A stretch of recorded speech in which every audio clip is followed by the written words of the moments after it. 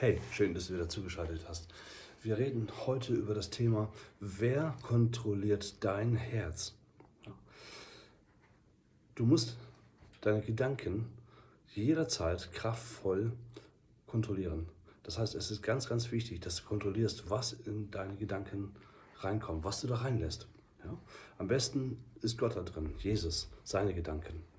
Aber wenn du Pech hast, sind auch Teufelsgedanken da drin, weil du sie reingelassen hast. Sei dir bewusst darüber, dass was in deinen Gedanken ist, kommt irgendwann in dein Herz. Und wenn es in deinem Herzen drin ist, dann fängst du an, das zu leben, das auszuleben. Ja? Deswegen ist es so ganz, ganz wichtig, den Eingangskanal da oben schon sofort zu kontrollieren. Hast du schon mal Christen gesehen, die stolz sind, die sich Autoritäten widersetzen, die gegen alles dagegen sprechen, die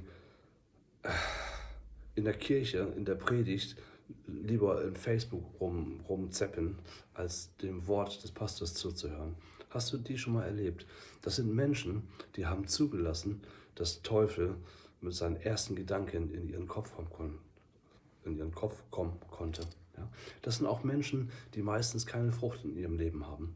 Aber die laufen natürlich auch anderen Menschen über den Weg, deren Früchte sie sehen können.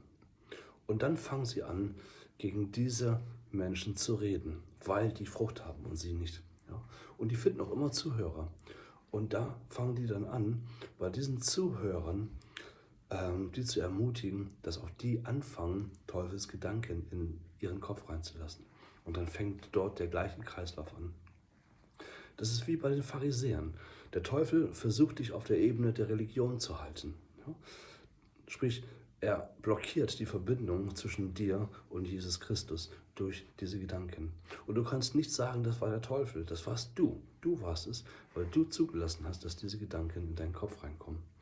Epheser 2,1 spricht von diesen Menschen, ja, und wie die sich verhalten, wenn sie beherrscht sind von Teufelsgedanken. Ja.